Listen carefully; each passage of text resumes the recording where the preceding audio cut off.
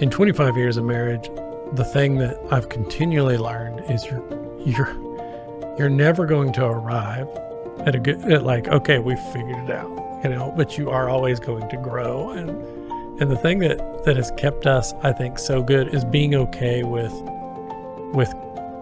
those moments of when I could hide or when I could blame, or even, and being okay with it, even if it sounds silly or childish or immature, of being honest about it.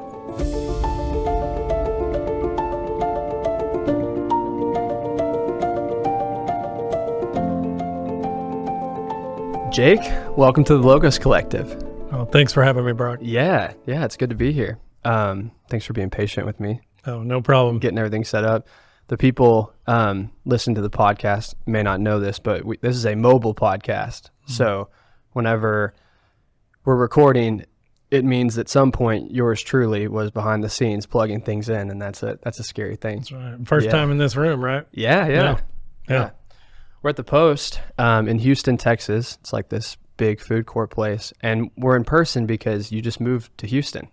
Year ago, got down here just over a year, had my 1 year anniversary at my new ministry position. Nice. Just a couple weeks ago. So it's been a good transition. Yeah. Tell me about that. Well, I mean, it's been one of those things that where we were at previously for 10 years in your hometown, Canadian, Texas. Yeah. We loved it. It raised our boys there. Yeah. Had such a great time. God bless so many things there. But when the decision came, long story short, it came down to what is the harder thing? And the harder thing was to move.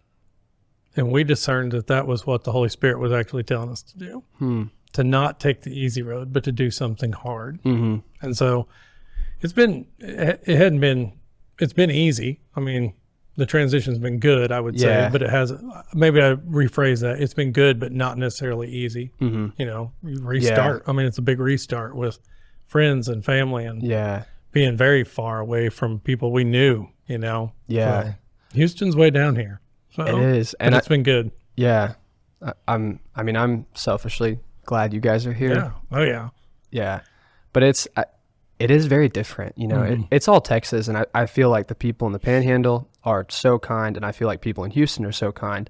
But when both groups of people are looking across at each other, they're like, why would you do that? That's right. They don't think either of them are Texans. Like, you're not a real Texan down there and you're not a real Texan up here. So yeah, well, because the people in the Panhandle, they're like, what, the heat and the traffic? Like, why would you subject yourself to that? And then the people in Houston are like, there's nothing up there. That's right. So it's like, but it's both good people. Oh yeah. It is. It's still good people. It's what we've experienced. We've been embraced and fallen in love with a lot of people already, and it's been wonderful. So you've got, you're married to Allison, and you have two boys, Anderson and Coleman, and Coleman's still in high school. So was he just okay with moving? He was not necessarily okay with it. He was pretty nervous about it, but any high schooler, any teenager, there's some trepidation, but he was willing, and I'll give him that. Anderson, he was going to college. He didn't care. He was like, you guys can move wherever you want. I'm going to college. He knew that transition was coming in his life, but Coleman's handled it well. He's very outgoing, gregarious. He makes friends real easy, and he just flowed right in. That's awesome. We've been real proud of him for that. Really proud. Yeah. So do you feel like or how do you feel like your job has changed going from Canadian to, what's the name of your new church? Grace Crossing. Grace Crossing. Yeah. Well, it is similar in tradition and in our heritage, but it is a little bit different in just the way we do our worship, express things and all that. And then my role is I'm not just the preaching minister. Here I'm the senior minister, which means I'm much more responsible for the overall health of the staff, who we hire, who we let go. Hopefully that never happens, but I'm much more responsible for the overall direction. So the staff answers to me. I answer to our shepherds and our elders at the church. So that's been different versus a small town where it's kind of just our church polity, the way we're set up, was much more traditional, more elders kind of do everything or make the decisions for everything. and then I would just answer to them, and so would the rest of our church staff there. So, you're a year in. Mm-hmm. Do you like having more of the responsibility? I do. I do, and not in an arrogant way, but in the staffing way, I like it because then we're able to collaborate and really have a vision behind the whole staff that you can't have unless that's been spoken. Like there's an expectation, and we never had that expectation necessarily. It's not a knock on Canadian. I just think just wasn't necessarily needed. But here, this has been set up this way. So if the staff at the church I'm with now, I'm responsible for them. Yeah. So in a lot of ways, which is fun. Yeah. It's a lot of fun because I see myself the better disciple makers they're going to be is going to be based on how I'm discipling them or how we're centering. And it's not just, Jake's the one. I'm not like up there going, follow me, but as we follow Jesus, then the better job we do together,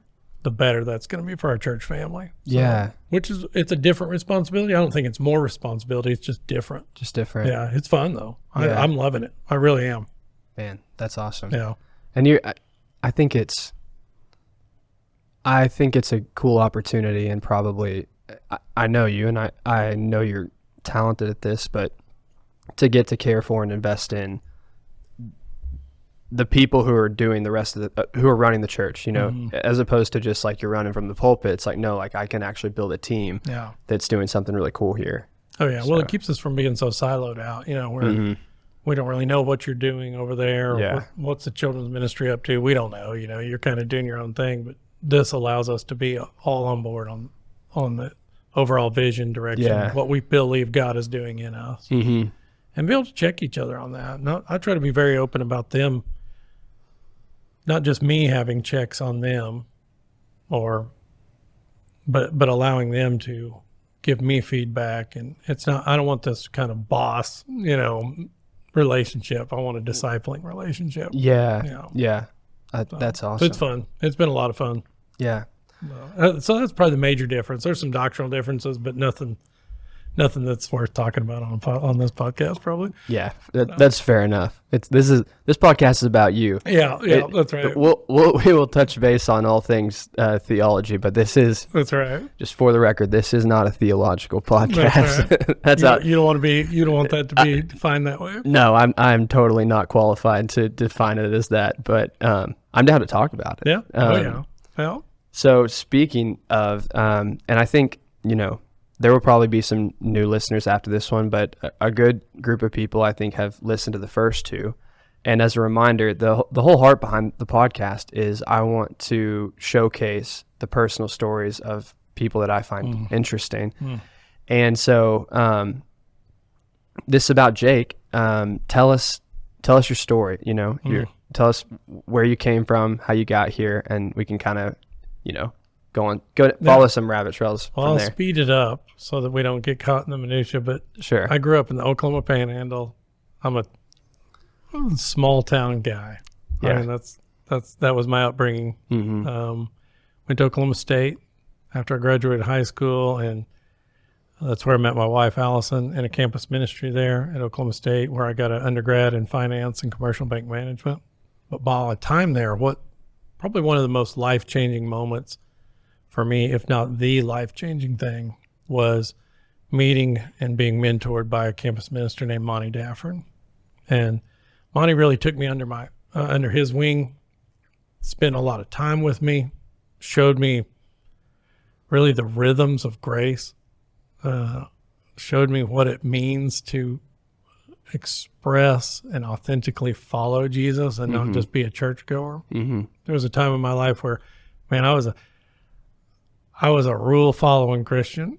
I wasn't even really following Jesus, but I wasn't missing church. I mean, that was like how I was doing my college faith. I was like, I didn't know anybody in the campus ministry. I didn't know how to even probably crack open my Bible and pray that well. I didn't know any disciplines of walking with Jesus, but I knew to show up on a Sunday and a Sunday night, like that old, I was part of the heritage of the Churches of Christ, and you didn't miss, kind of, it's a pretty conservative evangelical wing, even though we're not really classically evangelical Christians were very adjacent to that.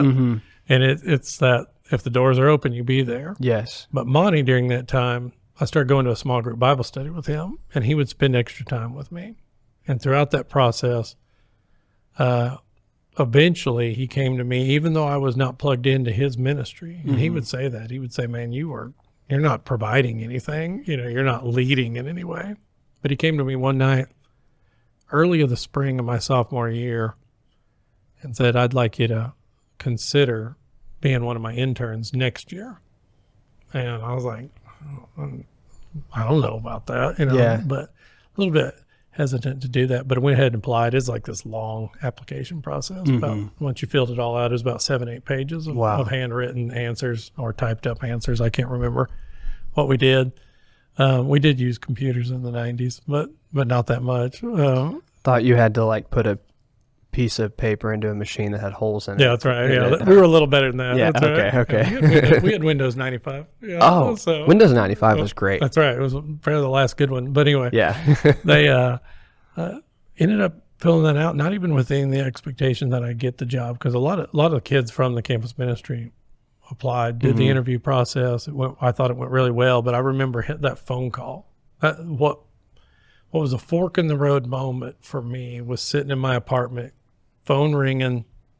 It was before cell phones, so it was phone on the wall, picking it up, and Monty being on the other side and saying, hey, the committee really liked you. We think you'd be a great fit for the fall. And just immediately just emotional reaction to that. And I didn't even know why. It was like one of those moments of, why am I crying? Why am I weeping at this? It wasn't that I was somehow hoping for this job, like it was going to be something for me just as far as like, success or anything. But in that moment, there was some shift, I think, happening internally in me, that I knew my life was moving away from what I had expected into what God was doing. Yeah. And I'll never forget that moment of just accepting that job, putting the phone down, and just being like, kind of this holy moment, just a very clear, grace-filled moment that we get every once in a while from God, where it's like, okay, I know this is the right choice. This is me stepping into a new area that I had never considered, in my first 19 years of life, really. And so then did campus ministry with him, with 7 other interns that year. And then the summer, I was the only intern. So he really discipled me that summer. And Monty taught me a lot about what life, he would say a couple things that I'll never forget when it comes to ministry. He would always say the process is more important than the task, meaning who you are as you do this is more important than what you do.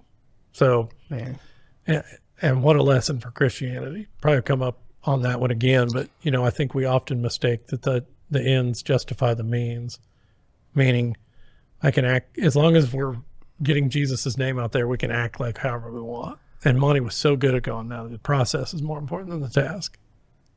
I messed that up yesterday. Oh, yeah, I do it all the time. Well, I mean, this is like I think this is exactly what you're talking about. Amanda and I got into a disagreement, which I'm learning that happens occasionally in marriage. And it was because her car's on its last leg. And it still drives, but the AC's on is on the edge, and it's time for a new one. It's got quite a few miles on it.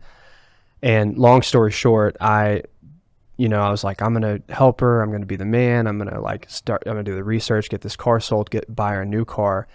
And in the process of trying to get the task done, she just wanted to talk about, how she felt about us spending the money, and there were emotions involved. And I just wanted to dismiss those entirely, because I'm like, well, I'm doing it. I'm doing the thing. And long story short, again, I just became a jerk. And because I became obsessed with, to me, I was doing the ends justify the means. So it's, if I get a man to a car, I can act however I want, which is, I was wrong. Well, I think that's, that's part of my story. I think, and I hope for everybody's story that is a follower of Jesus, is you can't be un-Christ-like on your journey to be Christ-like. Yeah. And we want to, and that's the ultimate temptation, right? Is you can act a little bit like the enemy as long as you're trying to get this way, and you can't, because once you embrace the way of the enemy, he's got you, you know? So Monty was so good about just almost just daily telling us that. And the other thing he would do too that has shaped me so much is he would always say, if you don't know what to do, wash feet. So that has defined the way I've done full-time vocational ministry for the last 2 decades. And being a person that, man, ministry is a job that you create. You know, you get hired by a church, there's a job description, you know, there's all this church polity and there's all these structures in place, but really it comes down to, are you going to be a person who looks like Jesus? And if you don't know what to do, serve people, wash feet. And that's what he would say. So he didn't give us a lot of like tasks to do as interns. And that has served me, because he didn't come up and he'd have some things to do. But mostly he'd go serve people, go love the new freshmen or the sophomores, or go check out that, you know, go have lunch with that kid that just came in Wednesday night or our last worship service, whatever. And so that's been a huge part of my life. And then through that, I started to feel the call to do something else. Well, I started dating Allison. I don't remember when the decision was ultimately made, but I knew I'd just finish out at Oklahoma State, get that finance degree. Then we got engaged, Allison and I got engaged, and then I was like, all right, I'm going to go into, I want to chase this out. And applied for seminary, got into seminary, and then did an internship with youth ministry, and was like, I love being around teenagers. Yeah, I was young, energetic, and got into youth ministry after that. And that's where my ministry path began. So where'd you go to seminary? Went to Oklahoma Christian. They used to have a graduate school of theology there. They had an MDiv program, MA program. So went there. It was down the road. I was in Stillwater. It was 45 miles south, so it was easy to go to. Did you commute to Yeah, I commuted for a while. They'd have graduate classes on Tuesdays. I was working a part-time job at a little grocery store in Stillwater, making like $5.50 an hour. Brutal. And barely making it. I'd have to close. I'd be there till midnight, and I'd come home. Allison always wait up on me. It was like a block from my house. So I'd just walk from it. And I'd go there, and I was a checker and an office assistant. So you're doing that, and you're getting your MDiv. Yeah, 45 minutes away. That's right. And I'd take my Greek, New Testament, my Koine Greek cards with me. Yeah. And if nobody was in my line when I was a checker, I'd just be sitting there going through my Greek Koine cards. This is good. So it was wow. Great. Just trying to learn, you know, I still have those cards, about 650 cards, vocabulary cards that I have in my office, just in this Tupperware box. So I've kept them all these years. I don't know very many of them anymore, but that's what I do. It's just proof you never know what people are going through. You know, you're going through the grocery checkout line, and you have no idea that the checkout, you know, kid behind the counter is learning Greek when you're not there. That's right. Yeah, it was fun. So, well, how did you? Because I feel like it would be easy to blow past this, but I'm curious. How'd you meet Allison? Well, she was part of the campus ministry. I met her one night on a Sunday night, and I thought, man, this girl's pretty cute. Yeah. You know? And then we became friends a little bit. Wasn't ever sure she would admit this. She's not good at flirting, so she wouldn't. And I was probably in a too good. Yeah, my self-esteem wasn't very good at that time, because I wasn't trusting myself with a lot of the decisions I was making, which were usually not very wise at that time of my life, especially considering the opposite sex. But I was an intern, and again, long story short, that's kind of fun, but I wanted to date her, but I didn't know if she was that into me. And so what I did was, when Valentine's came around, one of our interns came up with an idea, let's do a secret Valentine just for fun. Yeah. We'll theme it out. Everybody has to do these things, 4 things or 5 things throughout the week for their secret Valentine. It wasn't like a singles event. It wasn't for that. It was more for fun. But since I was an intern, I rigged it so that I would get Allison's name. Brilliant. It was brilliant. Yeah. And then it all worked out after that.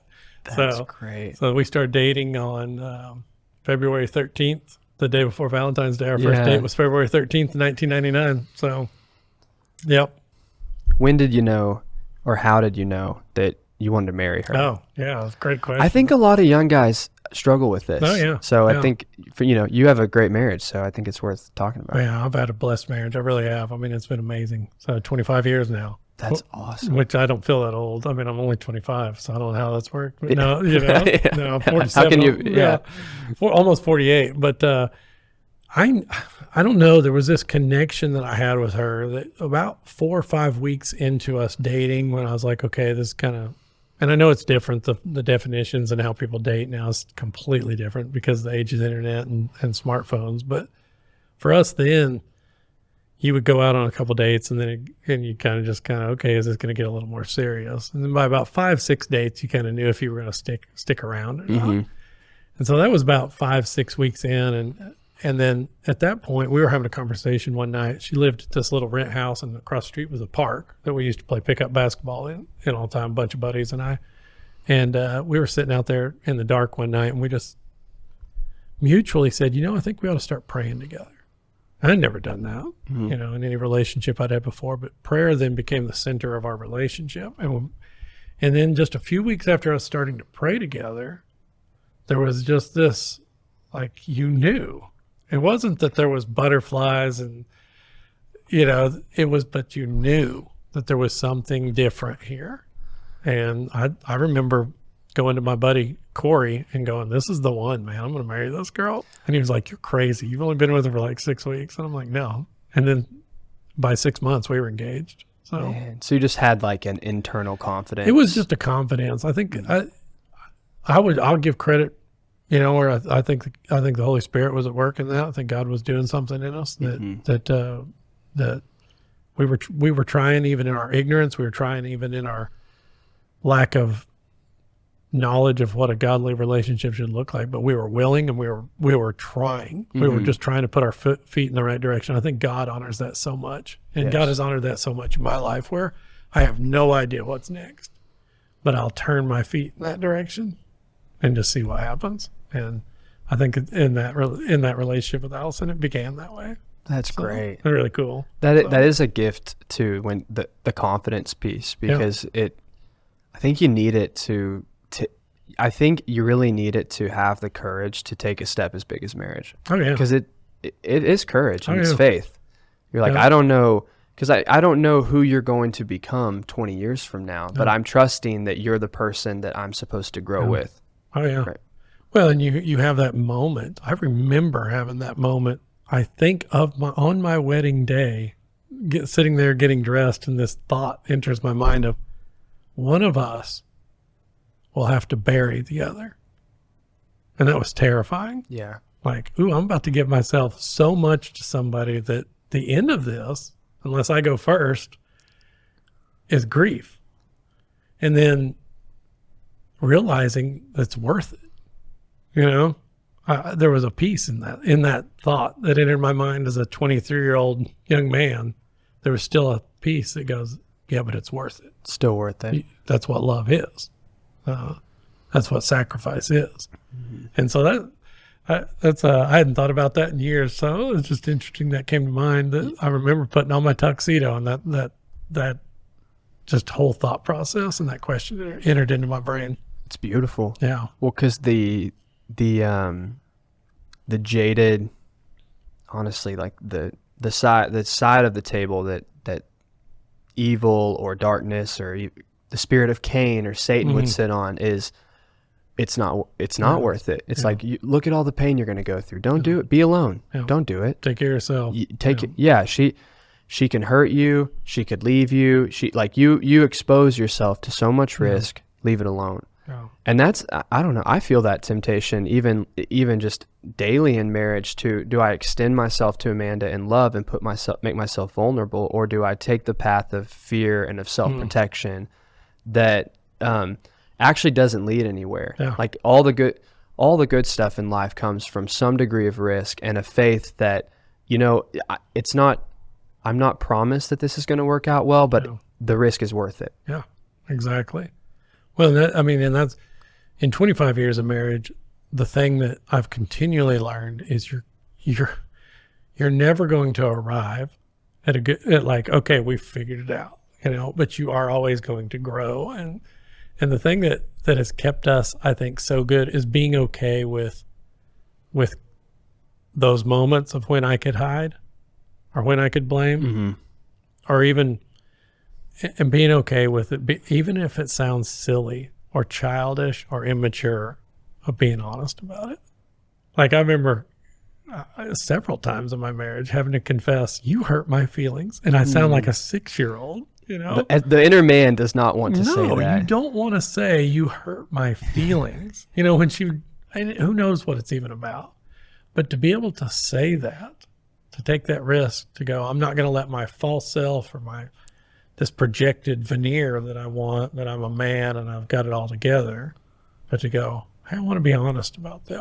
And that's what, I think that's washing her feet. And I think that's her a lot, you know, when she does that, that's her washing my feet, you know, serving each other. Yeah. You serve each other in that vulnerability and that transforms you.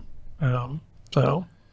Yeah. And because the other person, they love you. And so when they see most time, I mean, I can't really think of a time where I've been that level of vulnerable with Amanda and she's just laughed at me. No, you know, no, they've got your back. Yeah. Right? They're like, oh, well, in that case, you know, I'm sorry. Yeah. Or I didn't mean to. I was trying to do this instead. Yeah. Yeah. That's exactly right. So, yeah.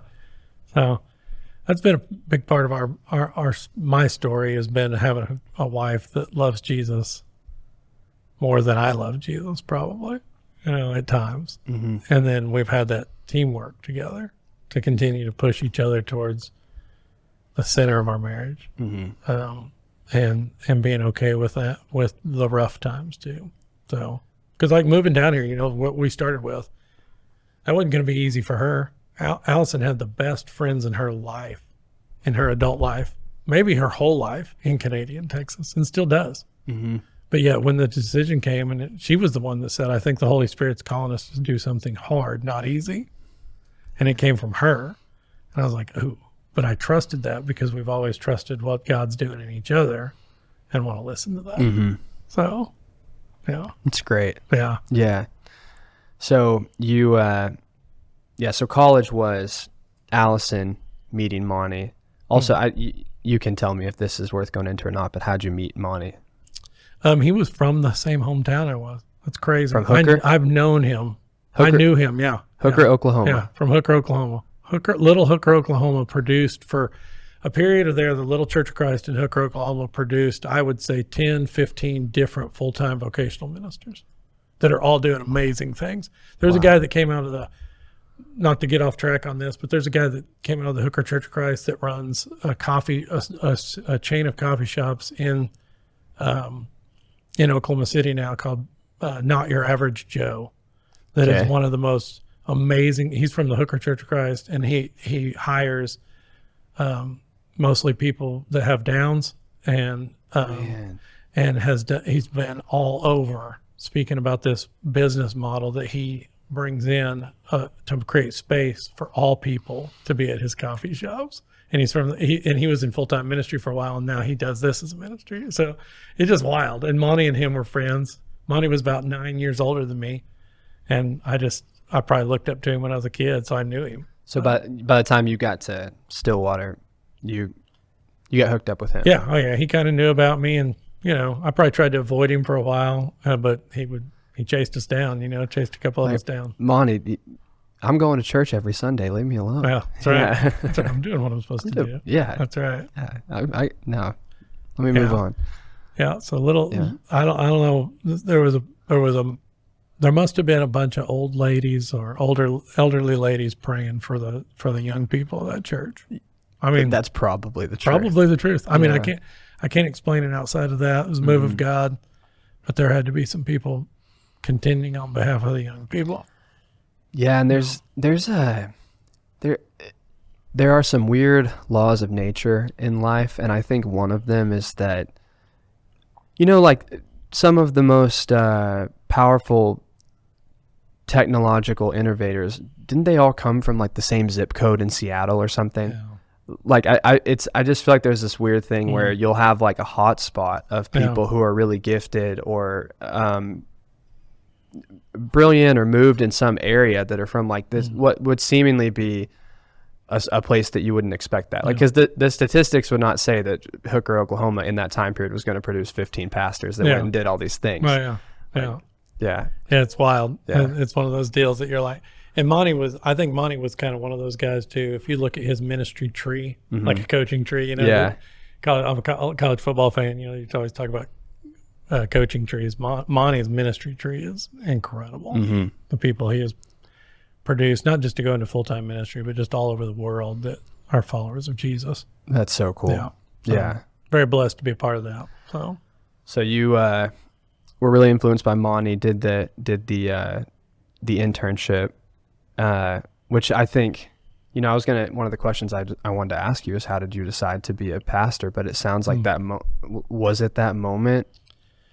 The phone call? And the internship offer. I think the phone call was probably my first step towards it, but didn't know where I was going. It was kind of like this foggy kind of new path I was on. Yeah. And then it became clear by the time I went through that junior year, and then the end of that junior year kind of going, I think this, especially after that summer with Monty, where we spent so much time one-on-one, and he would challenge me, you know, he would move in. I remember, you know, this old a cappella churches of Christ, you just get a song leader. And this is a fun story. One evening on a Sunday afternoon or into the evening, he said, "Hey, I'm going to speak at this youth gathering in Elk City, Oklahoma. You want to go with me?" And like, nobody's going with me. We'll jump in our church van and we'll go. So I showed up. I jump in the church van. I sit down, and we're about a mile down the road, and we stop at a stoplight, and he grabs the song. We have these song sheets, transparencies. They're old transparencies for an overhead projector. For the projector, yeah. And put them down and, you know, project. And he goes, "Oh, they needed he looks at me and goes, "Jake, you're the worship leader for all the songs." And I never led singing ever. And then there's 200-300 kids at this youth gathering. I've got to lead singing for it. And I was terrified, but he would do that to me often. He'd be like, "You want to learn how to swim? I'm going to just throw you in the water." So that's kind of like a nightmare. Yeah. You know, like when you're in a dream and you're in front of everyone and you're supposed to perform and there's no guitar or you don't have clothes on. I can still just sitting here. I mean, this was years ago, and I can still feel that little tinge of just like anxiety that hits when thinking about that moment of like, I don't lead. I'm not a worship leader. You know, it was just crazy. Do you think you were on key? I have no idea. I bet it was awful. It was awful. So it was so bad. But that shaped me as well. Yeah. You know? Yeah, he sounds like he believed in you and got you out of your comfort zone. Yeah. You know. That, or he was just trying to have a good time. I don't know. Harass you. I think he had several motives there, but it was ultimately it was to shape me. Could have been church hazing. Oh, yeah. That's right. See how this kid handles this. Yeah. So then you left, when you graduated, you became a youth pastor. Yeah. So super blessed to start with an amazing group of kids. I was in Edmond at the Edmond Church of Christ and started really green.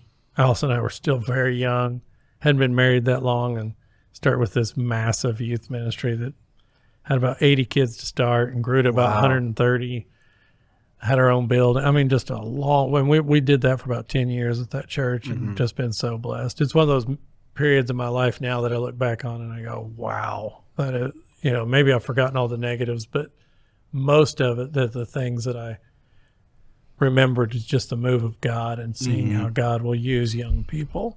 And then now those kids are all, I still call them kids. They're all married with children, and, you know, their kids are getting older, and it's just so awesome to keep up with a lot of those. We had a reunion of that youth group back in 2017. So big group. We had about 25 seniors that year in 2007. And for their 10-year reunion for the Edmond public school system, instead of going to the reunion, they just did a youth group reunion. Wow. And it was a blast. So I'm hoping they'll do it again in 2027. So that must say something about how close they were. Yeah, very. That they would choose to do that. That was like, I had 7 high schools in my youth ministry and 14 middle schools plus, but yet their connection was our youth group. We had such a great culture in that youth ministry. So we did that, and 10 years there, and it was just a blast. Had so much fun. Was it a sad time to leave youth ministry? It was hard. It was hard, but I knew, you know, my boy, we had both boys had been born. Coleman was pretty young, but just that time in life was like, it's time to go do something else. So after that, we moved back to Stillwater and did 5 years of family ministry. And then after that, went to Canadian. What is family ministry? Family ministry was just, it's a youth ministry model based on, let's equip parents to build faith in the home. And it was pretty hot. It was kind of probably a little bit trendy. I think it's still around. I think there's still a good idea behind it, but 2010s, for a while there, 2008 to 2018, there was about 10 years there that was the hot going model at most churches. And I was very interested in it. I saw a lot of promise in it, and it was difficult. It was very difficult ministry. Why? That's a great question, Brock, because that's one that I've asked about a lot. I think because what you're doing is we were taking a model of youth ministry in the church where you drop your kids off and the youth minister is mainly responsible for that, what happens in the formation. Not that parents weren't doing things in the home, but you're taking a very tried and true model and you're changing that to go, okay, we still want kids to come around, but our emphasis is mostly going to be on the home. And that was a change in habit and thought process for the whole church. And it was hard. I think anybody that ever did that ministry during that time was probably, everybody loved the idea, but the application of the idea was very hard to convince people and implement into people's lives. Sounds great in theory, but Yeah. when you're like, okay, what does this actually look like? Yeah. Complicated. Oh yeah. Yeah. And the church I was at was at the time, and it isn't a knock on them, but there was a lot of difficult leadership, I guess methods that had been embedded there for a long time, where things were kind of ruled with an iron fist, and if you weren't in line with the iron fist, it was just very difficult. So So when I moved to Canadian, it was a move that I was ready for, but it was also a move I was ready to get away from the position I'd been in. Yeah. So because it was very hard. Was Canadian your first time being a teaching pastor? Yeah, in that role. Yeah, that's fast. I would have thought you had been doing it your whole career. Yeah, when you came. Yeah, I feel like you hit it running. Yeah, I really do. Yeah, and I think I don't know anyone who would disagree with that. I mean, I feel like you were. I mean, but I guess you had a lot of ministry preparation, but it really felt like you didn't seem like green. No, I don't think I was. I think I was so ready for it that God had prepared me for it. And coming to Canadian, it was funny when it was actually Brock, your dad, who gave me the first ever call to come to Canadian. And Ed keeps getting shout outs on this podcast. It's Ed, man. He's the man. Yeah. And one of the best guys in the world. He's awesome. But he called and I was like, no, I don't, I'm not interested. And then several people that I knew kept coming back to me and saying, no, you need to go check that out. Wait, why were you not interested? Just small town, It's very small. It was small. I had been through Canadian a lot as a kid because my grandparents lived in Elk City, Oklahoma. So I'd have to drive through Canadian from Hooker to get there. And I just wasn't interested in that, that part of the world. But people kept saying it's not what you think. You were like one of the 10 people to ever exist whose geography required them to drive through Canadian. Yeah, that's right. That's right. Yeah, I mean, because even down here in Houston, when people, I tell them I'm from the Panhandle, they most times they're like, yeah, I've driven through the Panhandle to go skiing, right? But you don't go through Canadian. No. You go through Childress and then Amarillo and then Dalhart. That's right. And that's it. That's right. You cut right across at like 45-degree angle. Yeah, quickest way from 2 points is a straight line, right? Yeah. So you just go through and anyways. Yeah, it was, but we kept checking it out, and some really good trusted friends that were connected with Canadian were like, hey, you really need to go see it. So we did. And once we did, we were like, oh, this isn't what we thought or expected. How is it different? Just the church there's an old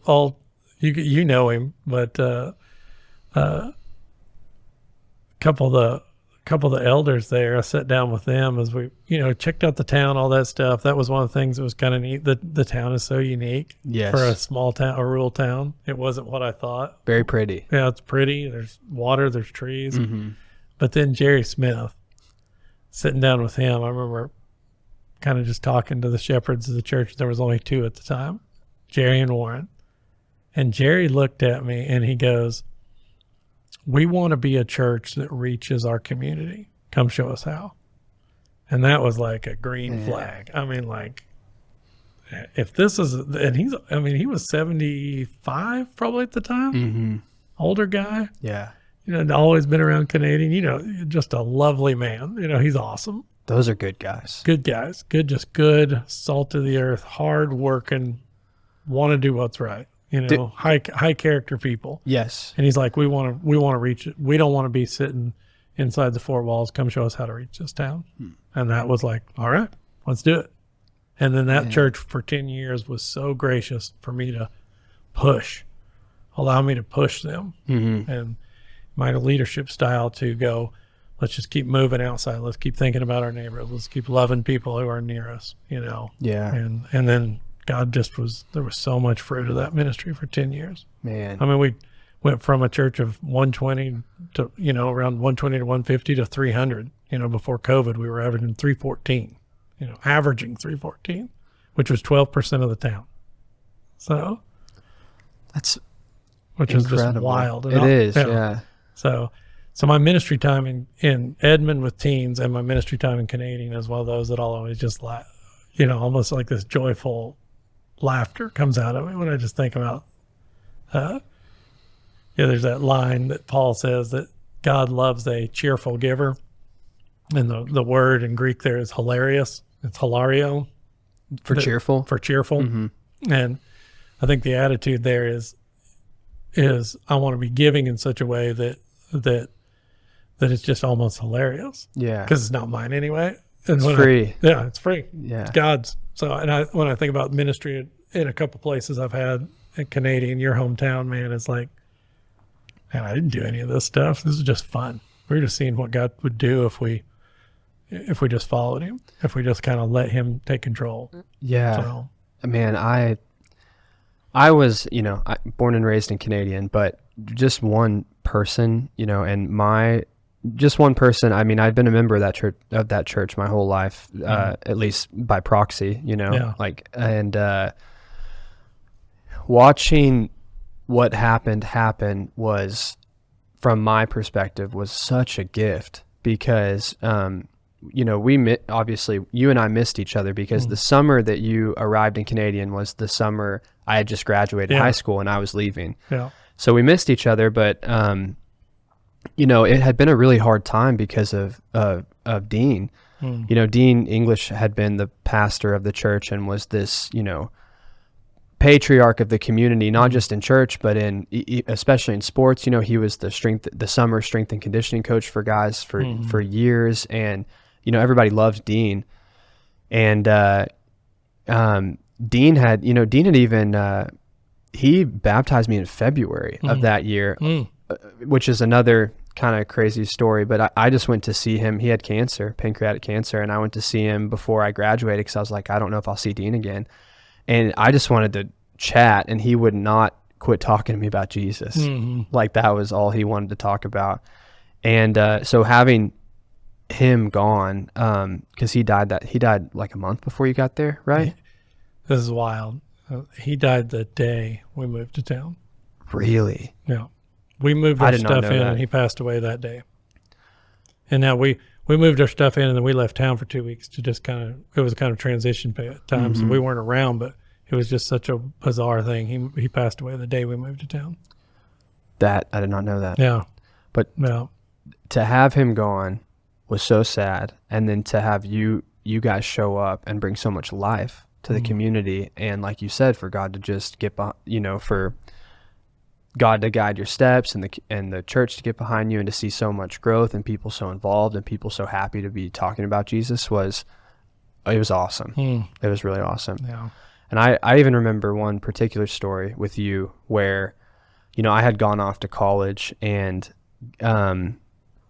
again, this isn't a theological podcast, but I got really big into the, all this, into Reformed theology, which I'm not speaking for or against that, but I liked the theology then, and I was really gung-ho on it and pretty close-minded, admittedly.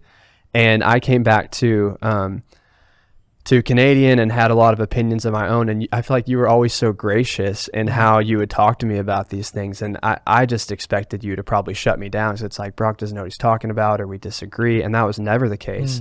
And I even asked you one time, this isn't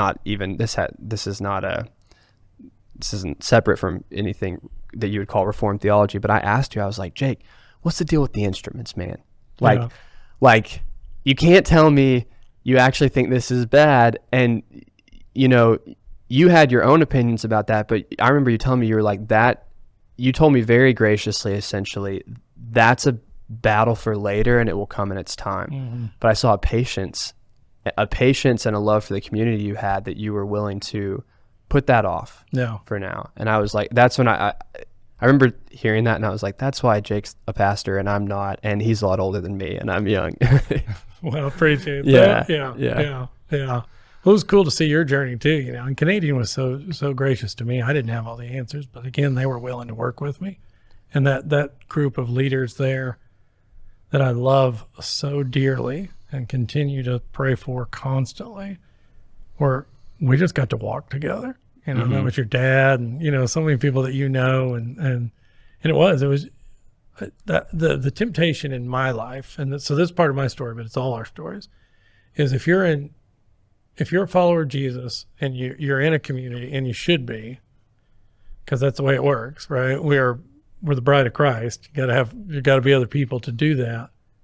The temptation is to try to fix what is ultimately secondary things, because we think those will that they will be the answer, when really the mission of God is where it's at. And if we're following the mission of God, those secondary things will work themselves out most of the time, if they need to. And if they don't, they don't.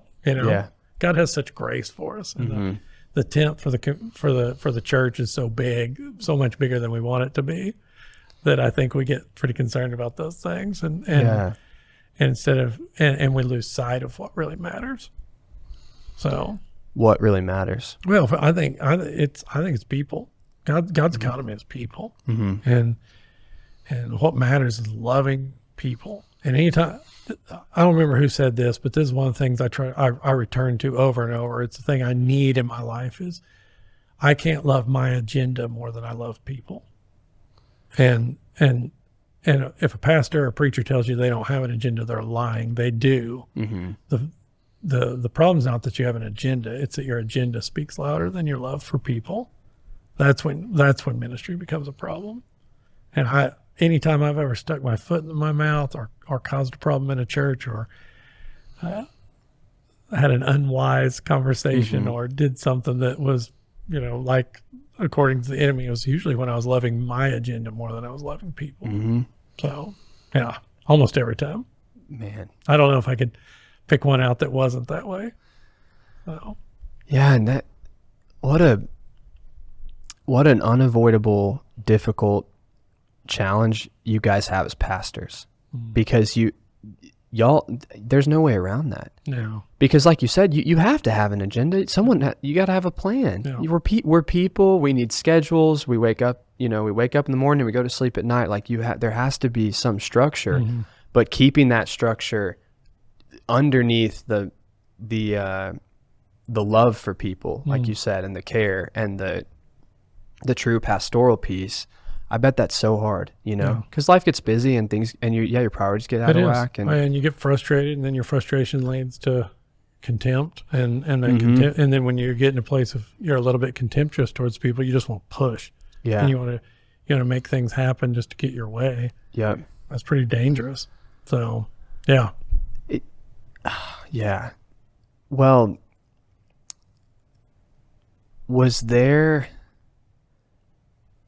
We can narrow down on this, but have there been any times in your vocation, your calling, your career as a pastor, as a leader of churches or full-time ministry that you thought about leaving, wanted to leave?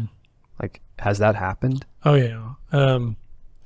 So like you, I grew up in Churches of Christ, which is and we can get into this a little bit more if you want to, but Sure.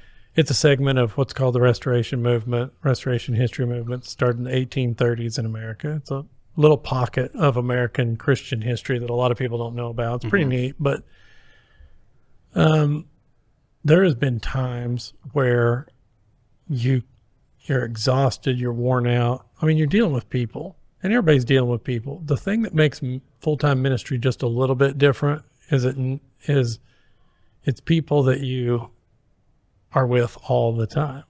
You can't, work in an office, you check out, and those people, I'll see those people tomorrow. Working in a church, that's your family. They're supporting you through their means, but then you are also trying to support them through your life, and be an example. So it's a unique thing. It's hard to describe. But there was times in my life, especially COVID, probably the strongest. I think every pastor, preacher would tell you the same thing. During COVID was such a difficult time because it's about people, and then you couldn't be around people.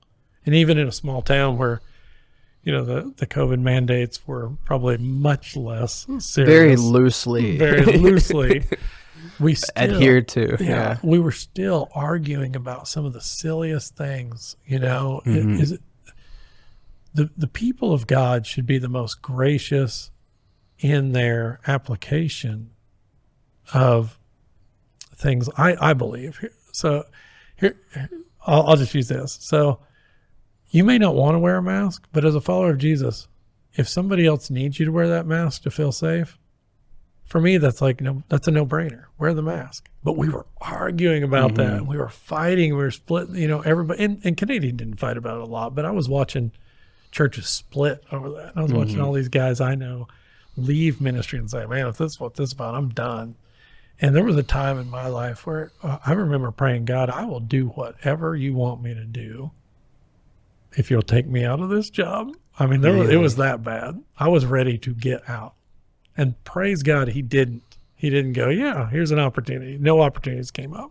But there was kind of an exasperation in my life.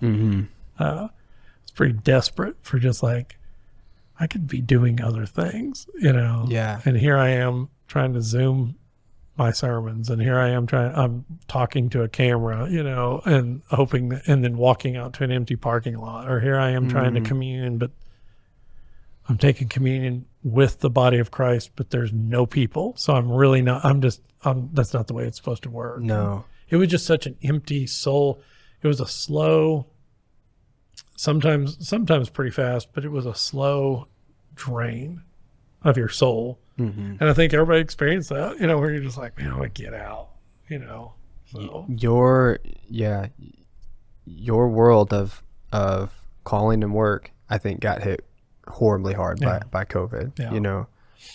What did you, I don't know if you and I talked about this or if it was someone else, but I think the statistics on how many pastors left during COVID is like staggering. Yeah, it's staggering. I can't remember what they are, but I mean, just anecdotally, I knew of guys that were good preachers. I mean, a handful, 15, 16, just during that time were gone. And I'm not a good networker. I don't know that many guys, but I just were done.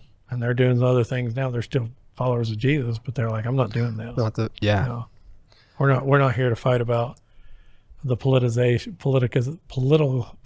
can't say that, you edit that out, politicization of this time and that's what we were doing, and the church got so involved in that in so many pockets that I think what saved us in Canadian was there was the Jones Pavilion, and being able to go and say we're going to have worship in an open air pavilion, and we can spread out, bring our camp chairs, and everybody could put up their chairs. I think that saved us, because then all of a sudden it was like, at least we're together, So that probably saved us about 6-7 months in. That's a gift that y'all had that. Yeah. Not a lot of people had that. So that was the moment. Other than that, there's been moments, where I've thought about in my own story, and this probably, I don't know who's going to listen to this. I hope this doesn't hurt anybody, but there's been moments where it was like, I'm ready to get out of this heritage that I've been in, because of some of the doctrinal positions we took, or some of the things that we made of first importance that were just simply aren't, whether that's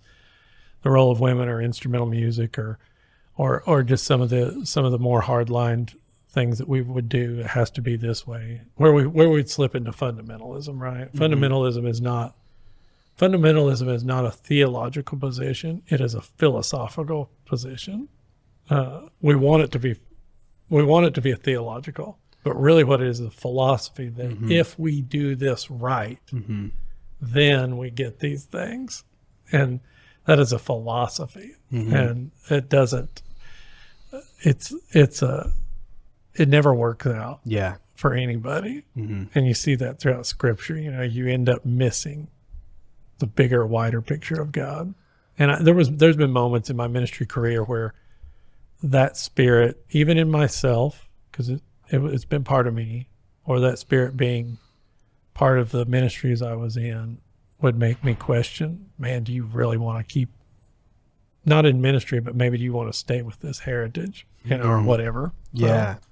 Well, I mean, I appreciate you sharing that, because the premise of this podcast particularly, the catchphrase is dialogue is redemptive. And it's the idea that through honest conversation back and forth, doesn't mean people say the perfect thing, or that everything, maybe someone says something that's wrong, or they were off. That's not the point. It's that the longer we talk about things, the closer we approach the truth, and things slowly get put back in order, where, you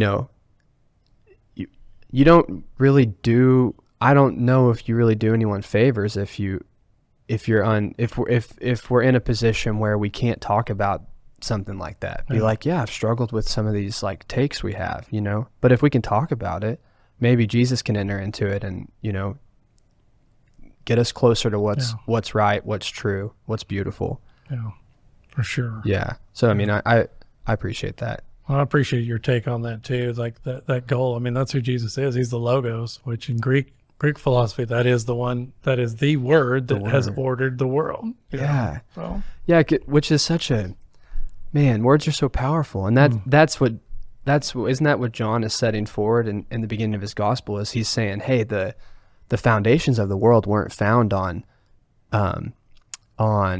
clever hand craftsmanship. No, it was speech. It was the right words put in the right order. There's some divine power there, apparently. And from that foundation, what we see and live in and breathe came from. It's fascinating. Yeah, it is fascinating. Which is, I mean, there's just so many levels to it. I mean, even like our country and our Constitution recognizes that. It's like, you have to be able to speak. Like that's the First Amendment. Yeah. Yeah. It's not, anyways, I think there's a lot of power in words, and I think the more people can talk about things, the better. And what kept you, despite the difficulties in the denomination, what kept you there? Yeah. I don't want to say that what kept me there was convenience or comfortability. It was what I grew up with.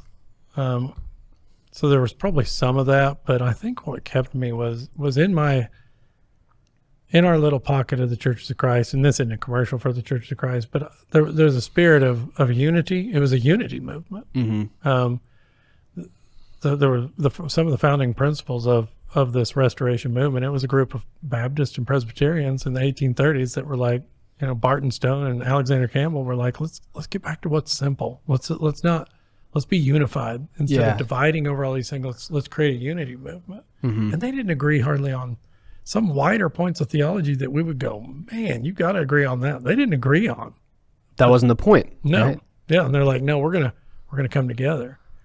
And so that heart of unity, and then the saying of Christians only, not the only Christians, was one of the founding principles. But anyway, those founding principles of we're a unity movement, and then the other thing was to hold our doctrines lightly. And Augustine said this, St. Augustine, however you want to say that, Augustine or St. Augustine. I know. For years, I was like, "Are those different guys?" That's right. They're different guys. Who is this? Who is this guy? Right. I hear these arguments back and forth. But how did he say it? He would say, in essentials unity, in non-essentials love, in all things charity. And a lot of the restoration movement in the Church of Christ was based on that. Of look, we may not agree on everything, but in the essentials, if we can figure out what that is, and I think it's clear in Scripture, it's love God, love people, and then maybe Ephesians 4:1-6 or 7 unifying things that Paul mentions, but that's another for another podcast probably. But in those things, we're unified. But in non-essentials, there's love, right? There's room. We may disagree, but man, let's follow Jesus together, So, and I think that teaching and that understanding, and thankful for the people who helped me get there, and the books and the writings and just other ministers and the wisdom that they shared, it keeps you around. You go, I could go do something else, or I could go look for something else, or I could kind of get back into the spirit of how the New Testament and the teachings of Jesus are formed around that, and just go, no, I'm going to love these people. Again, go back to that. I got to love people more than I love my own agenda or my own ideas or my finer points of doctrine. Yeah. Because my doctrine doesn't save me. Jesus does. Yeah, no one's does. No. I think just simply because, and not to downgrade theologians and the work they do and the brilliance that comes behind so much of that, but at the end of the day, you're still human. So you probably got something wrong. Yeah, for sure. Because we're the creatures, not the creator. That's right. We're the created, not the creator. That's right. So to me, I'm like, his domain is perfect doctrine. Yeah. My domain is, like you said, love God, love people. Yeah. I think it's N.T. Wright who says, he'll start a lot of talks off. He'll say 10% of what I'm probably going to teach tonight will be wrong. I don't know what 10%. That's brilliant. I love that. Isn't that great? That's great. So good. There's truth there. Yeah. There's humility. Yeah. Meaning he's growing. He's probably the world's foremost New Testament scholar and historian. Yeah. And he's like, I'm still growing. Yeah. I probably getting some things wrong. I don't know what part. Yeah. And he most likely is fully convinced on what he's sharing, but he has the humility to know that his version of fully convinced still probably has error in it. Yeah. So I think understanding that and getting away kind of from some of that fundamentalism that you have to have it all right helped me realize that, hey, the people I'm with, it may be difficult from time to time, but it's going to be difficult everywhere. And I'm part of the difficulty. I'm a person. Yeah.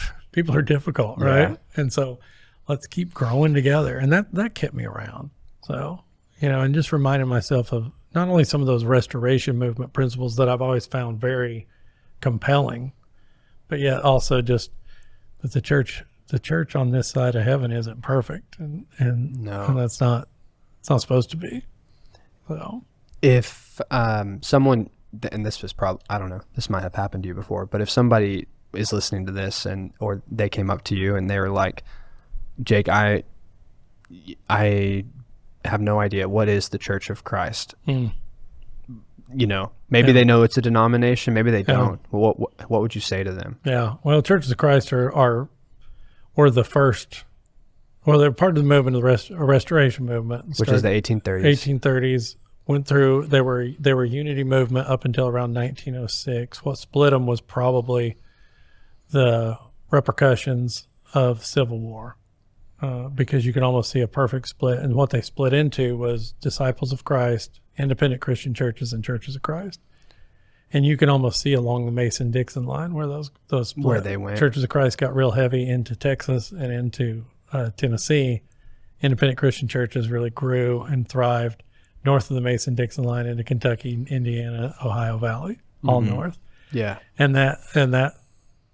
So what was started as a unity movement fractured probably because of socioeconomic issues, but it was a movement that was simply trying to say, let's get back to what is simple and basic from the New Testament Christianity, and let's unify with other Christians instead of dividing with other Christians. And that's probably a very gross overgeneralization, But in short, that's what I would tell them. I always say it this way too. I say we were non-denominational before it was cool to be non-denominational, because really That's good. we're the most denominational non-denomination there is, because we do mess with each other and talk to each other, but we have no hierarchy. There is no denominational structure.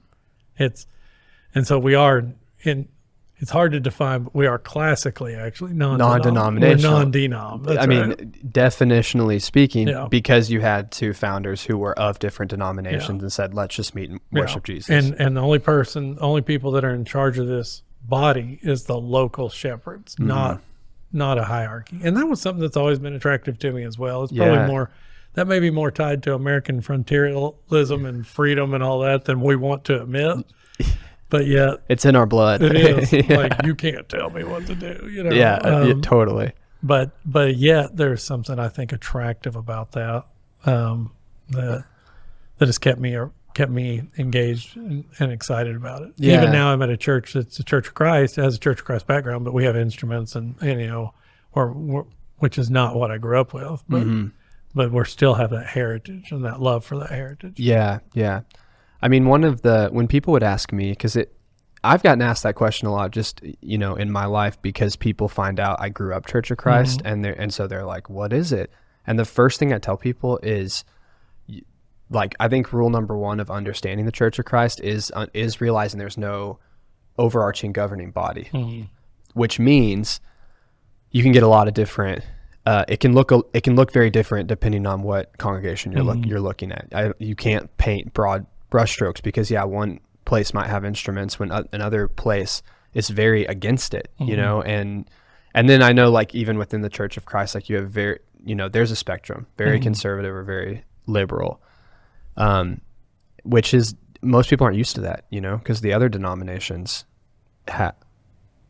most of them have some, like the Baptists have the Southern Baptist Convention, and now the Methodists have two very different like governing bodies. And like even when Amanda and I were in Pagosa Springs this summer, also, I don't know if I haven't told you this, we attended an Anglican church. So that's like the Church of England, so, and they're very organized top down. So different. Oh yeah, quite very different. Yeah. So I think it's hard for people to get their heads around that a little bit. And we're small, it's not a big, it's not a big movement, never has been. But I think the spirit of unity, which I think has come back in the Churches of Christ in a lot of places, is very encouraging. And not that we're the answer, but I also think that the church has grown to understand that, and this has been helpful to me, that we are not the only ones, despite that reputation, of like thinking that or something like that. So anyway, that's just that's probably another topic for another day. But that's what's kept me there, is that spirit of unity. Yeah. Of we want to follow Jesus, and it's all about Jesus. So I think it's awesome. It's all a lot of this stuff. It also is relative to how far away you get, because when you're close up and you look at the Church of Christ compared to something else, you're like, oh, it's so different. Yeah. But when you take a step back and you get to like another religion, and then you look back at them, you're like, they all are saying the same thing. Yeah. It's Christ crucified, 3 days, resurrection, ascends at the throne. He's going to come back one day. It's almost like it's the Nicene Creed, It is. That's right. That's what I was about to say. Yeah. I think Christians really, especially in America, right? We took the church, made it corporate, learned really how to split it, with a little bit of that. And I think we forget that being a follower of Jesus, being a Christian, is a handed down way of life. It is it's a handed down religion. You don't get to make it up. It's been handed down because of the resurrection, and the Nicene Creed is that's it. That they worked on that stuff. They already figured this out. But we want to try to figure it out every time. Oh, we love rebuilding the wheel. Yeah, let's rebuild this wheel over and over. Yeah. And that's good. I think that's faith forming, but I think we do it sometimes in the spirit of divisiveness, or we do it in the spirit without even having an eye on history, and that is damaging. Yeah. So, because you're just, like you said, you're just wasting time on stuff it's already been hashed out. Yeah. And Let's read some books. Yeah, truly. And hate to break it to you, but those guys were probably a little bit more educated than we are. Yeah. You know, like anyways. Yeah, they spent a lot of time with it. Their worlds were formed a lot different and shaped a lot different, where they could spend a lot more time on those things. Yeah. Yeah, because I can look something up immediately on my phone, but these guys had to dig. Yeah. And they lived in books. They lived in history. They were mentored and tutored by guys more brilliant than them for decades, Yeah, that's fun. Yeah, it's interesting stuff. Church history is fascinating. Yeah. I mean, even like I feel like I ruffle feathers when people want to talk about the Catholics, because I'm like, man, you can hate on the Catholics all you want, but we stand on their there's no Reformation. Yeah. Without the Catholics got us to if you believe in the Reformation, it's like, well, they got you there. Yeah. And I mean, anyways. Yeah, I agree with you, man. Yeah, that's right. Yeah, different podcast. Yeah. But how do you find balance between ministry and your personal life, like your family? Something I've struggled with. I mean, I'm a type A, Enneagram 8. To a T. I mean, but I've learned over the years that no matter how hard you work, or no matter how much you put into the ministry or your job, that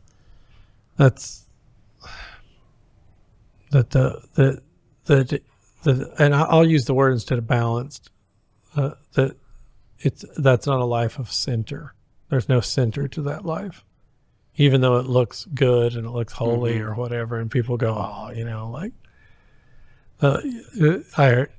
think it's A.J. Swoboda in his book on the Sabbath. He writes that in churches, in modern churches, we follow every one of the 10 commands except keeping the Sabbath. And if your pastor doesn't keep the Sabbath, you'll give him a raise and tell him good job.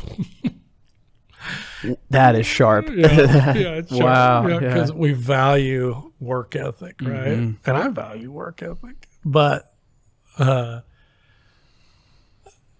instead of balance, I try to center my life.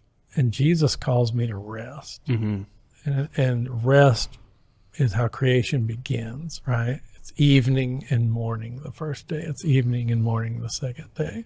The Jewish calendar begins with nightfall, not with daybreak. Not with morning, yeah. That's right. So Amanda's been listening to Bema, so I'm getting all this secondhand, of course. That's all right. A little shout out to Marty Solomon there. Yeah. But I think that Jewish wisdom there is showing us something about the way that creation is ordered, and that God wants us not to toil, but to enjoy. And we work, and part of enjoying life is work. But I found that not through trying to balance things, but through centering myself. And so when I'm centered on Jesus, what does Jesus call me to? Because then if I'm centering my life in Jesus, I'm much more attuned to what the Holy Spirit's wanting me to do. Or I'm much more in tune with my own soul too, to go, oh man, I'm worn out. You know? And I probably shouldn't just try to push this through. Like I had this conversation on the way down here today. Like there's this new program, new activity I want to get going at church, but I feel like I'm pushing it, and I probably need to slow down. So I was bouncing a couple of things off people saying, "Hey, what's your take on this?" Yeah, So, but I think the way that, and I didn't get there. I've been blessed by learning those rhythms, and still learning those rhythms. I probably mess it up more than I get it right. Yeah, it's kind of like learning to be mature in any situation, not to pick up on the anxiety of the room. You're going to get that wrong more than you get it right, but you're growing, you're stretching, and I'm learning that. And as you have kids and your kids get older, you better do that right. And I haven't done it right every time. I mean, I've given up things that I probably shouldn't have given up, or I've leaned in and invested in things I shouldn't have invested in. But you're only as good as a father as you you're a financial planner. You're only as good a financial planner as you are a husband, Well, yeah, because if your marriage is hurting, it's hard to focus on financial planning. That's exactly right. I'm only as good a pastor preacher as I am a husband and father. Yeah. And so I find that in that I learned to center things on Jesus, and that's where I find wisdom there. Mm-hmm. That's good. Mm-hmm. That's really good. Mm-hmm.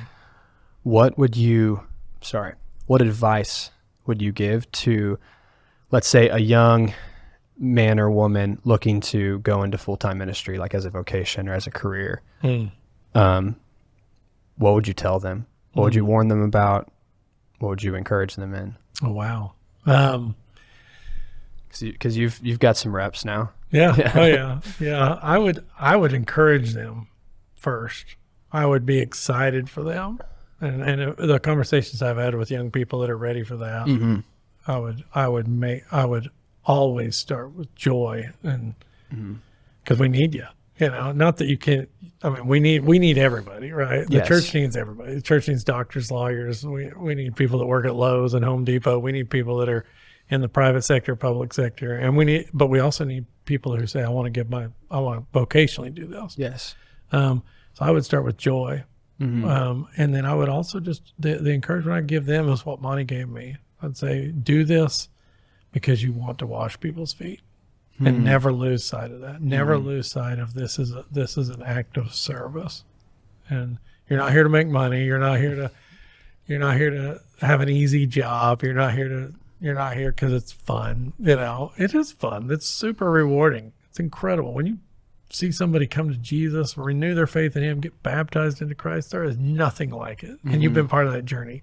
It just is overwhelming, and it humbles you, but it's such a reward, that you got to be, by the grace of God, you got to be part of somebody's story with God. And I would remind them of that. I'd encourage them in that, but then I'd remind them that this is first and foremost all about Jesus. Mm-hmm. So shape your life around him. And I know that's broad, and there's not like step 1, 2, 3 there, but that's where it's at. Because everybody's different, and the way they're going to do it's a little bit different. But if it all looks like Jesus, then that's the fruit.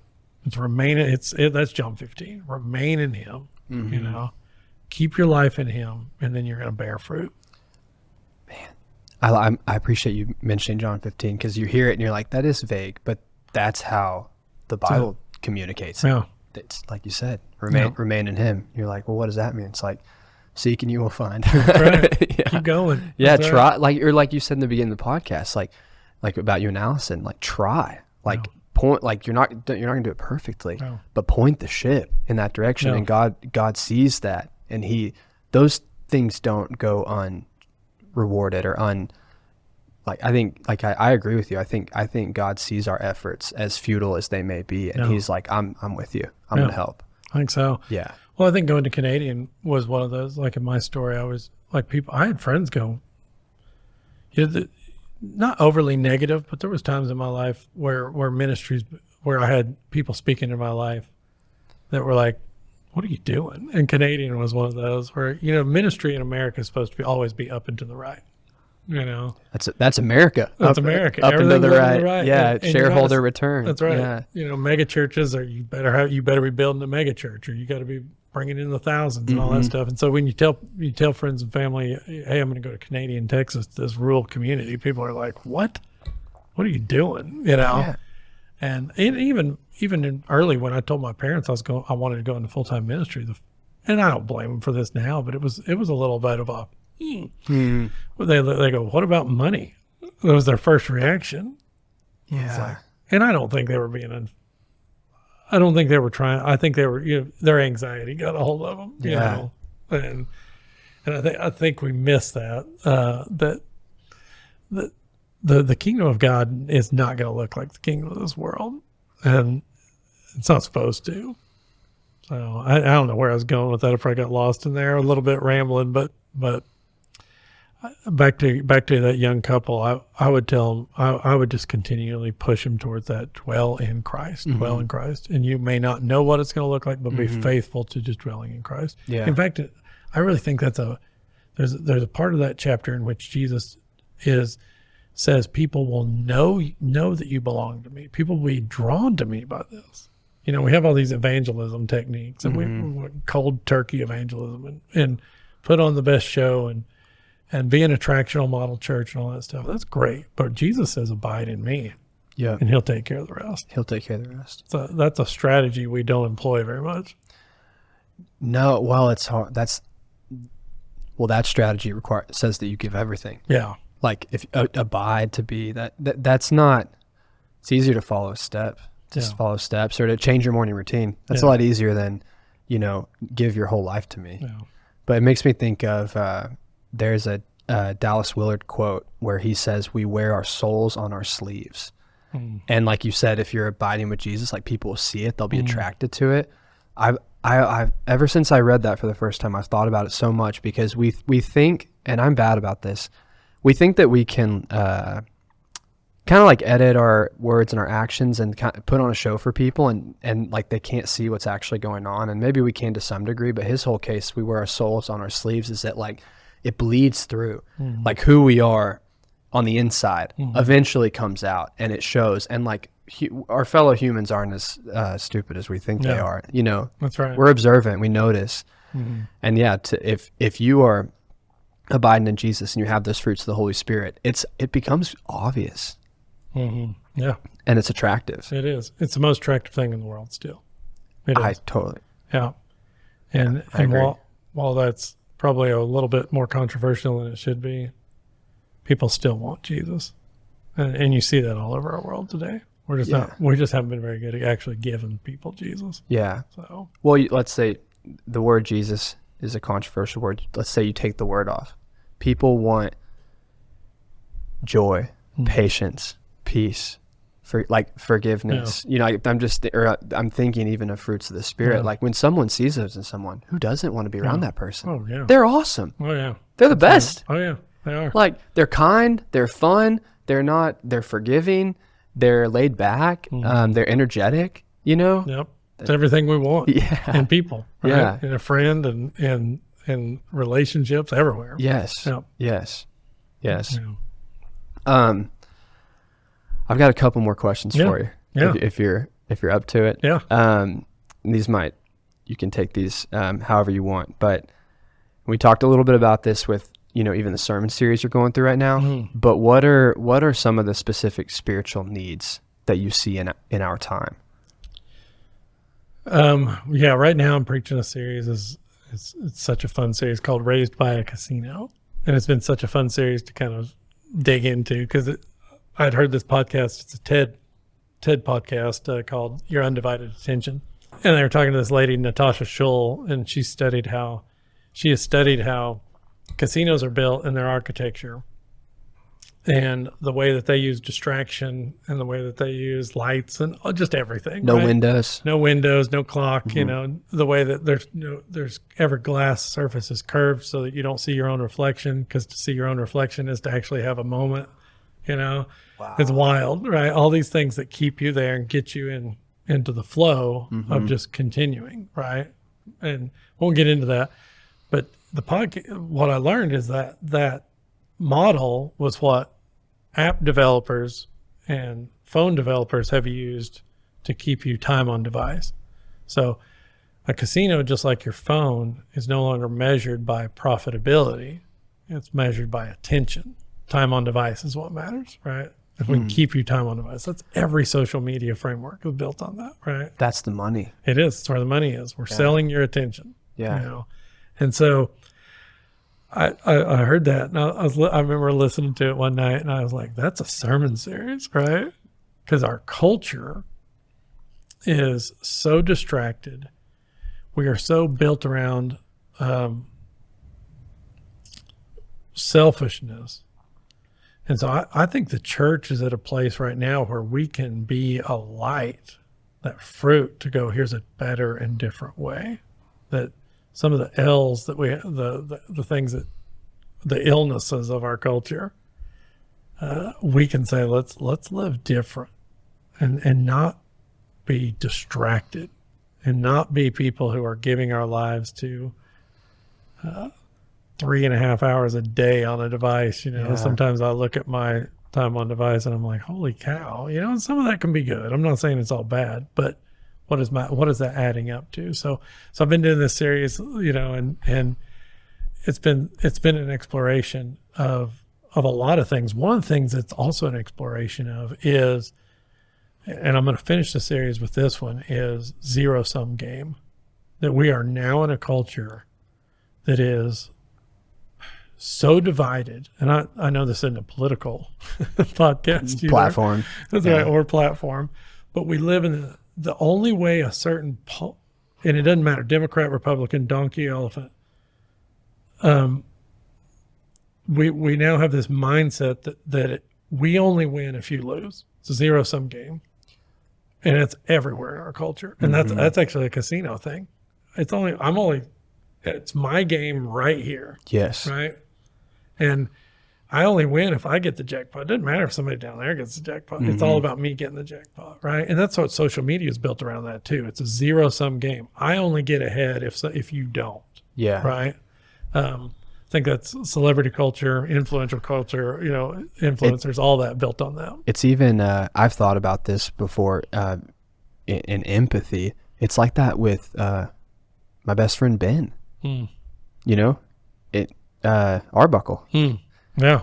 Like, and I'm glad he does it and not me. He's good at it. But that's the whole, the whole structure of a career as a coach is every game, one team wins and one team loses. And that's like your family on the line. Yeah. Like for Ben's family to succeed, like as in his career, the other team, Michigan has to get beat. Like that is cutthroat. Yeah. Well, and that's everywhere in our culture. And that's why you even see, I think, a lot of Christians even getting into this, and this has been popular over the last 6-7 months, of saying empathy is a sin. There's, the sin of empathy is this book that's out that's being passed around a lot of Christian circles. And what that is it's a lot of things, but it's a first of all, it's a mistranslation. It's a misunderstanding of what empathy is in the first place. But it's getting into that zero-sum game. If I somehow have to stoop down and help you out of this hole, then I somehow lose. You got to dig yourself out. Yeah. Well, I've worked with AA, and I've worked with, a lot of different things. And there is something about not enabling people into their bad habits, but that does not dismiss us from empathy. But you see this stuff starting to work into the culture, and then by default works into the church. And Christians are, I think, it's a dangerous thing to get into, zero-sum games, right? Yeah. So what's the Christian view? I think the Christian view is the view of instead of and I haven't written this sermon yet. It's my last one, but it's 2 weeks. Spoiler alert. Well, who knows where it'll go. But I don't write my sermons ahead. I work week by week. But I think where we're at with the zero-sum game thing is Jesus on the cross destroys all that, because instead of trying to win, he loses. Right? Victory. It's Paul. I didn't seek to know anything but Christ and him crucified. What he says to the Corinthians.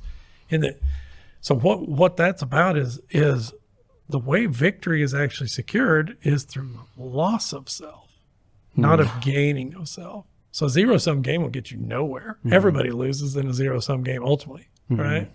But in Jesus, what he does is he looks at the world and he goes, those people will kill me, and those are actually the people I'll die for. I'm not here to destroy them. I'm not here to win. I'm here to die. It's giving. It's giving. It's sacrifice. It's the thing that actually turns the world upside down.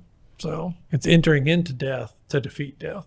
It's a Nicene Creed, And there's that old saying, in the Catholic Church of death by death. He defeats death by death. Death by death. Yeah. That's good. Yeah. I don't know. That's probably where it'll go. We'll see. So I like it. It's been fun. I've gotten a lot of good feedback. So this week we're talking about distractions. So I'm really excited about that. Just about not wanting to live distracted. So I really am grateful for all the voices like yourself, and just all the books that have came out that are tackling that, like really applying a Christian life to to the temptations and struggles we have in this day and age. It's different, like the things Paul was talking about, to first century Christians, a lot of them still apply because there's still we're still human, we're still sinful, but they weren't dealing with these devices that are designed to steal your soul through time. Yeah. That is different. They were dealing with crazy stuff. Like the members of their churches were, part of involved in brothels, and there was he's in these coastal cities, right, that have really dark sexual sin norms and patterns, and so he's attacking those, and maybe we're not as involved in that, but then we have these phones. It's just, I appreciate people being topical to it, for sure, because it's a real thing. It makes you so anxious, and if you don't have the peace and if you're not centered on Jesus, it can make you crazy. I think for anybody listening to this who, I know I'm inspired, hearing your story and just hearing your wisdom. I think people, especially young people listening, looking up to you, you might be able to help them by sharing, what are some of the books that have most influenced you? Yeah. Man, there's so many. Every once in a while I find a book that I'm like, man, every Christian ought to read that book. Yeah. And you've probably heard this. Dallas Willard's The Divine Conspiracy. Everybody ought to read. Got to read Divine Conspiracy. That's sitting on my nightstand unread. Fortunately. It's a tough read. It'll take you a while. Every minister I know would say that. One of the most influential books I read when I was in college, when I was young, was Monty, that guy again. Go back to him. He had me read through The Cost of Discipleship by Dietrich Bonhoeffer. Oh, yeah. And that's about living a life of costly grace, grace that actually costs you something. Because grace is a free gift, but it's a free gift we respond to, right? It requires a response. And as Willard talks a lot about that too. So that's another book and then another book that I was thinking about that today driving down here. I was like, all right, what's another book that really wrecked me? There's several, but the one that came to mind was Hauerwas and Willimon's Aliens and Strangers. It's an old book from the 90s. Never about heard of it. The Christian identity. And I think the reason it came up is we're dealing so much in our world with, as followers of Jesus, we're dealing with a loss of identity. And Willimon and Hauerwas in that book talk about how Christians are strangers and aliens in this world. Our citizenship is in heaven. We don't belong to this world, so we act in a completely different way. And it is hard hitting. It's funny at times. They don't pull any punches. Yeah, it's a great short little book. But Aliens and Strangers. That's good. I've never heard of that. It's great. It's a fun read. Aliens and Strangers, The Cost of Discipleship, and The Divine Conspiracy. Yeah, those are the three. Great I stuff. could go on, but there's a lot more. But those are three that just came to mind real quick. Yeah. Yeah. And what's on the docket for becoming an empty nester? Oh man, what's the vision? I know we've talked about it a little bit. I think it'll. I've always kidded. I've always joked around with my boys of only 2 more years, man. Then get some freedom. You guys are out of here. Right. It's probably going to be surviving how to pay for college for these 2 boys and getting out of that. But it'll be probably. Fair. I think our weekends. We want to become. I think part of that growth will become a lot more hospitable to opening our home to dinner. Yeah. And having. I've always had this big picture in my mind that I'd love to start a really good discipline of having Sabbath meal with people. Yeah. That Saturdays are we really dig into living Sabbath, living in rest, but finishing that with starting it or finishing it with a big meal with people that are committed to those same rhythms and disciplines. Yeah. So that's one. And then of course, hopefully a little more getting out and doing some things. So a little travel here and there. Yeah. But won't have the weekends so tied down. Yeah. Other than Sundays. So guess when is your weekend? Mondays and Tuesdays? Well, I take Fridays off. So Friday. Friday, So Friday, Saturday. Yeah, that's nice. Yeah. And where can people go to hear more of your work or listen to your sermons? If you're a podcaster too, sermon podcast is Grace Crossing Church, and it'll just be a GC. Just look up Grace Crossing Conroe. Yeah. And if you want to hear any of that, and then I do a little. I don't really do much other social media stuff. I may post about my family once in a while. Yeah. sometimes I'll do a reel, but it's usually more connected to just the church. But I try to do some reels every once in a while, but I haven't really figured out a good rhythm of that yet. Yeah. So I hesitate. Half the stuff I want to say on there, wisdom tells me not to. So You end up not posting. It's like the letter, the angry letter you write. yeah. Oh, yeah. And you're like, oh, that you never give. Better not do that. Yeah. That's right. So, but a podcast there and for our sermon podcast and we're on Vimeo and YouTube, Grace Crossing is. So nice. Yeah. And are there any old podcasts from Canadian? Yeah, Canadian's all still up there. Is it really? Yeah, all the years of Canadian's still up there. Nice. Yeah, Canadian Church of Christ. So well, now they know. Yeah. If anyone finds you, they didn't know about Jake Perkins. Now they know about Jake Perkins. Yeah. Don't set the bar too high. So you got some great sermons, man. All of them I've ever heard were great. When Amanda and I came up, whenever that was, I don't know if that was a year ago. Yeah. We were so thankful for that one. So thanks, man. Yeah. Appreciate it. It's been fun. Well, thanks for coming on and sharing your heart and being a part. It's been, I'm encouraged. Yeah. Well, thank you, Brock. Thanks for what you're doing and the vision for this podcast. It is. Yeah. Words heal the world. So that's the plan. Just praying that, I hope people listen and are inspired and,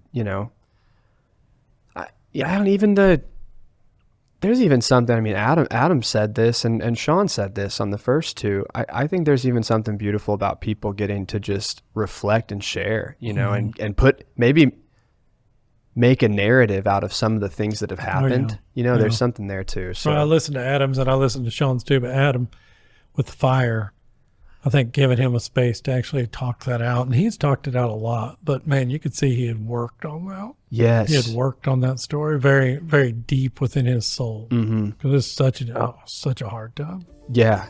Such a hard time. Yeah. Yeah. I'm thankful. So cool stuff, man. Thanks, Jake. Yep. We'll call it. All right. Thank you.